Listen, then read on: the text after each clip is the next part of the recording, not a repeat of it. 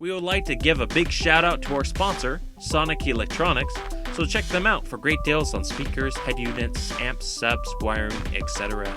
Use discount code PROVOBEAST for an instant 5% off your next purchase during checkout.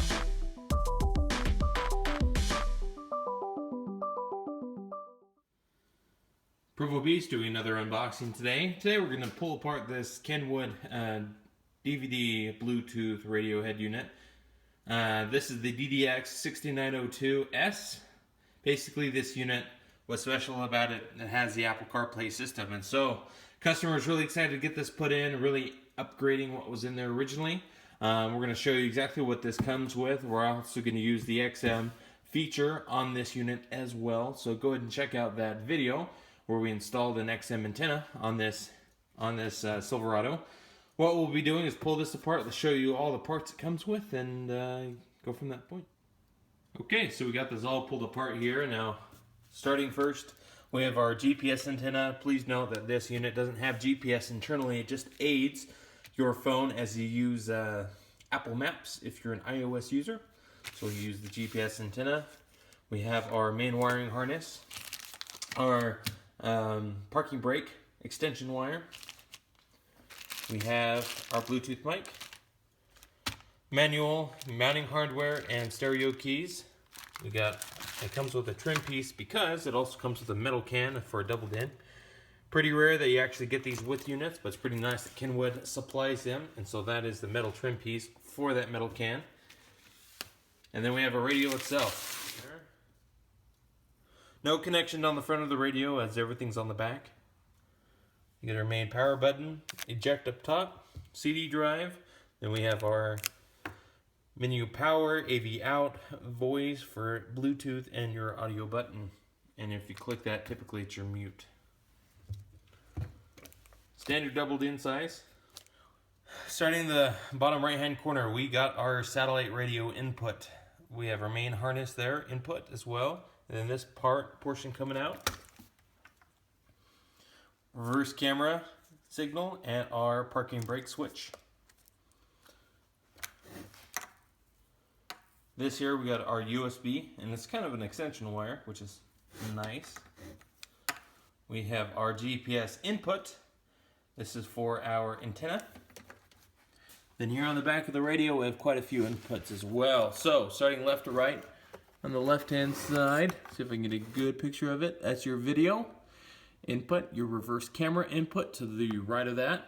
Then we have our AV input. You have to buy an adapter in order to use that. We have our AV input 2. We have our iData Link Maestro. You actually can use that part to, if your vehicle, for example, is equipped with vehicle statistics displayed on the screen, the factory screen, you can actually use the iData Link Maestro to decode that and display that information on the screen itself here with the Kenwood. Then we have our mic on the very right hand side. Then we have 3 sets of pre-outs. We have our AV output, and that's about it. We'll do a little walkthrough for you with this radio, just so you can see how Apple CarPlay works once it's in the car, and really show you the features it includes, just in case you are interested in purchasing one for yourself. Alright, so we got our unit in the car. I just want to do a quick demonstration for you so you can see how it looks as we boot it up. But using all the components, we did actually mount the Bluetooth mic that came with the radio, as well as the antenna, GPS antenna, which really aids in your Apple CarPlay usage. So, let's go ahead and get this booted up here. Okay, so the radio is all booted up at this point.